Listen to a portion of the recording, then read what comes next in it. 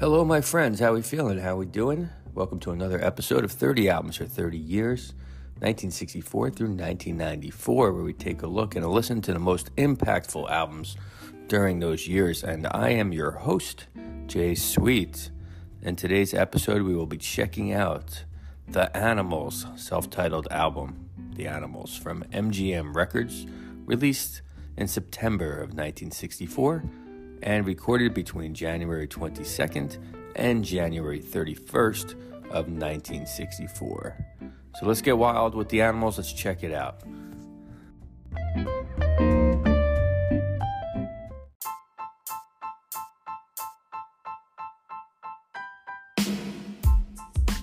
All right, so let's get into it. The Animals, or Eric Burdon and the Animals, as they later became known, are one of the most significant examples of British rock cover bands that repackaged American blues and rhythm and blues.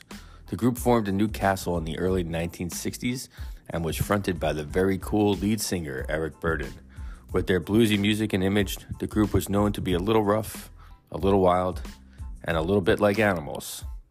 They were a key part of the British invasion.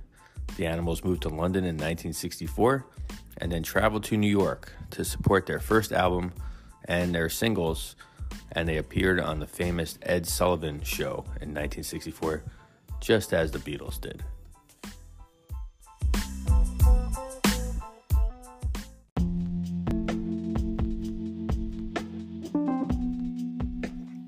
All right, let's dig into this album. Let's check it out. The self-titled debut album, The Animals, featured the group's original lineup of Eric Burdon on vocals, Chaz Chandler on bass, Alan Price on keyboards, John Steele on drums, and Hilton Valentine on guitar. Mickey Most produced the record from the band, Mickey Most and the Playboys. Overall, the Animals sound at the time incorporated a heavy usage of Alan Price's keyboard playing, which was one part blues, one part psychedelic sounds, and one part circus carnival music. Also noticeable is the guitar work of Hilton Valentine, who was in no way virtuosic, but had a particular ability to play some solid solos and lines. But the genuine interest in the Animals came from the voice and the presence of lead singer Eric Burdon. The Animals album included only one American single, and it was a big one. It was a number one hit, The House of the Rising Sun. Now, the band wrote none of the songs on the album. Overall, the Animals album was a key British invasion record and a perfect example of white English musicians repackaging the music of African American artists. Now, this is not meant to be a criticism because I'm really glad they did it.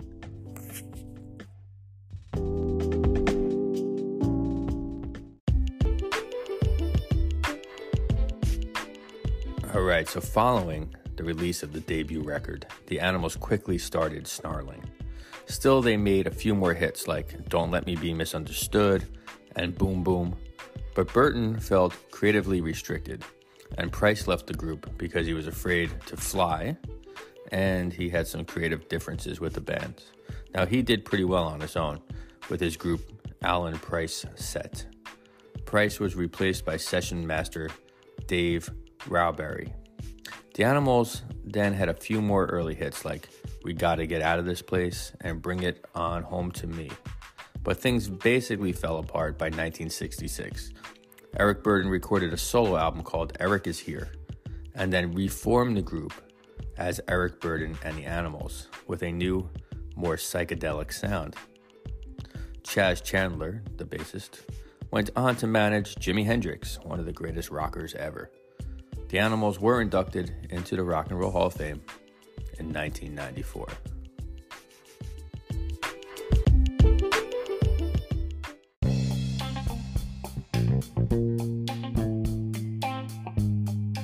All right, let's drop the needle on side one, track number one. Let's get into it.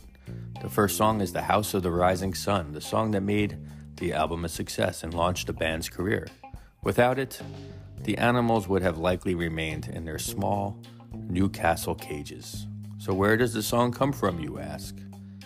No one really knows the complete origins, except that it's really freaking old, it's an American folk song, and that it was often recorded before the Animals gnawed on it.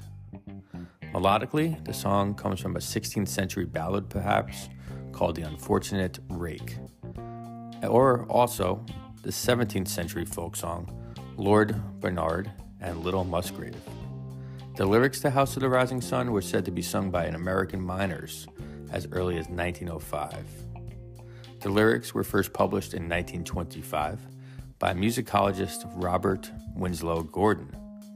The oldest known recording of the song is from Texas bluesman Texas Alexander in 1920. Before the Animals recorded the track, legends like Woody Guthrie, Leadbelly, Pete Seeger, Joan Baez, Bob Dylan, and Andy Griffith, yeah, that nerdy guy from TV, he even recorded it. Of course, although American legends sang this song, it took a bunch of English teens to introduce the House of the Rising Sun to the masses. Lyrically, the song is dark. It may be about a whorehouse, it may be about a woman's prison, or it may be just about a bad day in New Orleans. The Animals first performed the song while on tour in England with the legendary Chuck Berry. In 2010, during a Song Facts interview, frontman Eric Burdon said the following: "House of the Rising Sun is a song that I was just fated to. It was made for me, and I was made for it. It was a great song for the Chuck Berry tour because it was a way of reaching the audiences without copying Chuck Berry. It was a great trick, and it worked." Now, the Animals version is noted for Valentine's opening arpeggiated guitar figures, the haunting organ lines and solos by Price, Steele's steady drum pattern, and the simplistic and fundamental bass lines of Chaz Chandler. But it's Eric Burdon's dynamic performance that sells this tune. In short, it's a classic.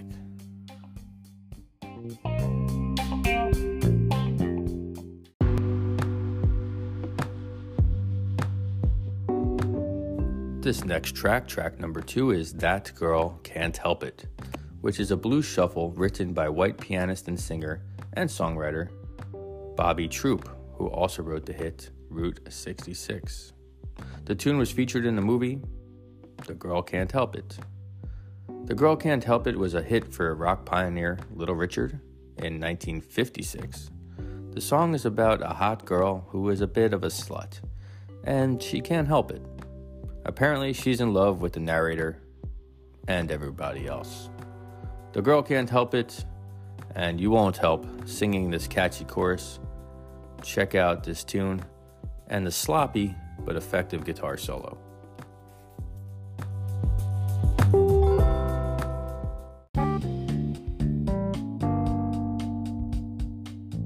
The third track is Blue Feeling, which was written by Scottish songwriter, guitarist, and pianist Jimmy Henshaw. Yeah, I'd never heard of him either. Basically, the narrator talks about feeling blue over a girl. Price plays some fine keys on this cut. There's nothing really original here, but it's straight up blues rock. Blue Feeling.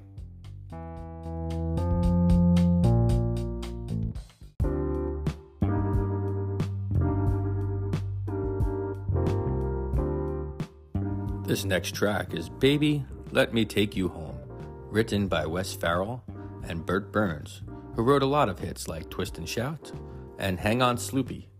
The song was released as a single in the US, placing an unimpressive number 57 on the Billboard charts. Basically, the singer wants to hook up with a girl. First, he asks to take her home, then to dance. Read between the lines there. She, of course, wants a commitment. She wants him to be her man. Now, he's all worked up, so he agrees. Men agree to stupid things when they're worked up.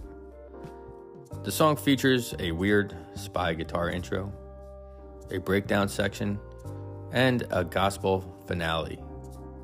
Baby, let me take you home.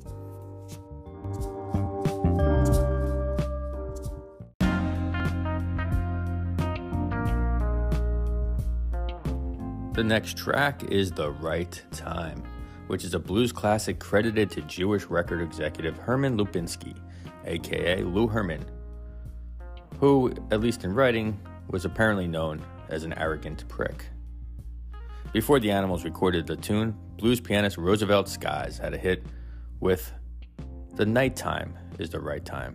It's the same tune. And in 1938, so did Big Bill Broonzy. Nappy Brown also recorded the tune in 1957, and this inspired Ray Charles to record his classic version in 1958. The Animals do a solid job on this track. The song features a call and response between Burdon and the backup singers, who annoyingly sing night and day over and over and over and over and over again. The lyrics talk about making love during the night and the day. Sounds pretty great, but maybe a little exhausting. The right time.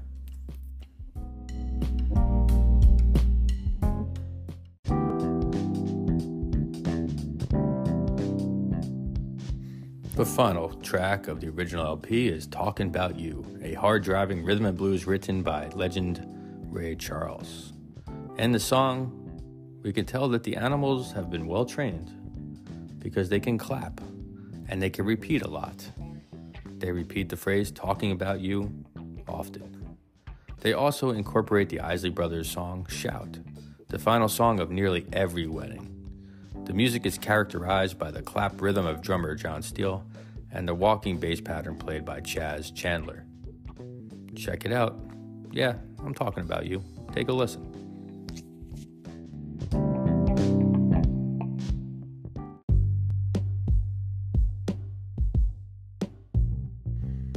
All right, time to flip the record and drop the needle on side number 2, track number 1.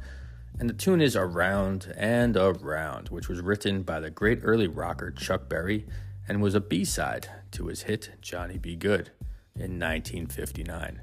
Lyrically, the song is about rockin', which was a code word for doing it. A lot of early rock and roll is basically just about sex. Chaz Chandler plays a pretty hard-driving bass line at times, and keyboardist Alan Price plays some solid solos and comping patterns. This tune is hard driving, around and around.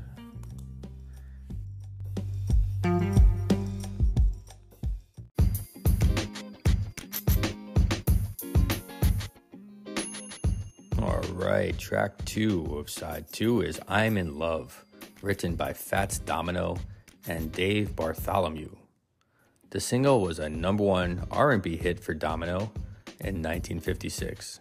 The tune is about being in love, and the lyrics are about as simple as you can get. Honestly, a second grader could have written this one. It's simple, it's rock and roll, and it works.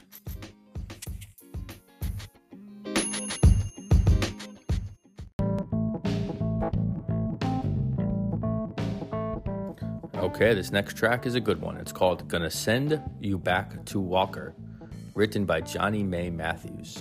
Johnny Mae Matthews was the godmother of Detroit soul. She was the first African-American woman to own her own record label. This is one of the better songs on the record. The song is about a girl from Walker, Texas, who has moved with her man to the big city.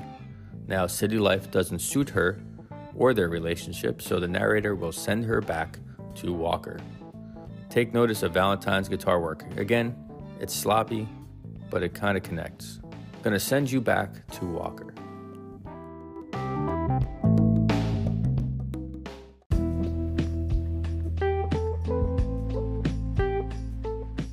All right, track number 4 of side number 2 is Memphis, Tennessee, written by Chuck Berry in 1958. The song is about a guy who calls an operator looking for Marie from Memphis. The narrator and Marie used to live together, but the mother disapproved, so they split. In the beginning of the song, it appears that Marie is the narrator's love, his romantic love. But as the song reaches its final verse, it becomes apparent that Marie is his 6-year-old daughter.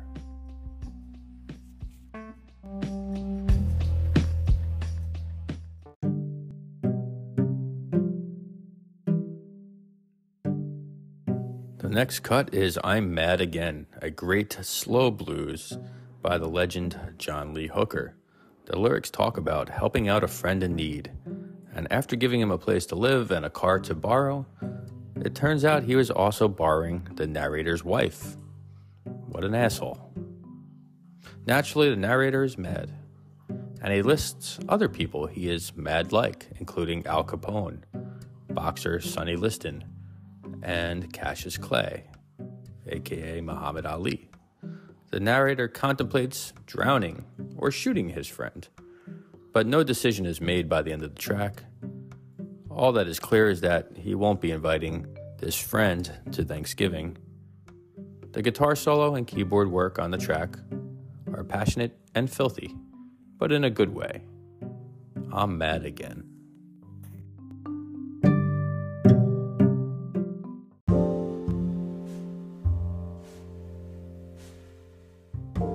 The final track of the original LP is I've Been Around, which is another Fats Domino written tune. In the song, the narrator talks about how he's been around and that he's finally found a love that's true. The song is a little bubblegummy. The tune is short, it is sweet, and it's kind of lame. The Animals made a wrong choice with this one.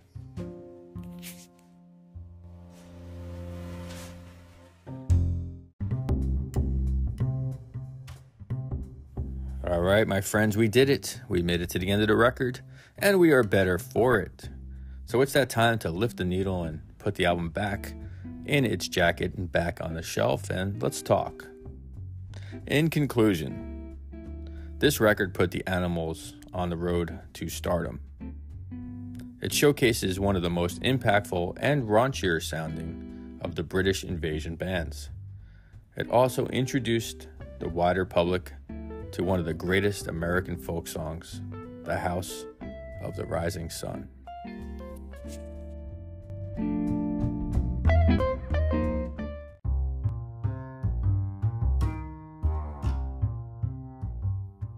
All right, as always, I want to thank you for listening to the podcast.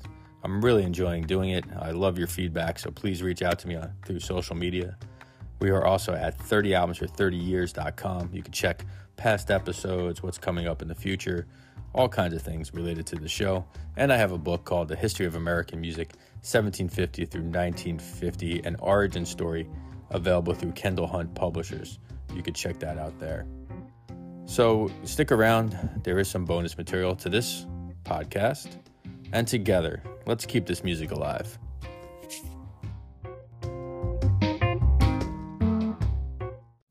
All right, thanks for hanging out for the Jay Plays bonus section. For this section, I decided to share my recording of The House of the Rising Sun from a past album that I did called The Pyramid Trio. On this record is Bob Ackerman playing the clarinet. Now, we recently lost Bob, and I miss him, so rest in peace, Bob.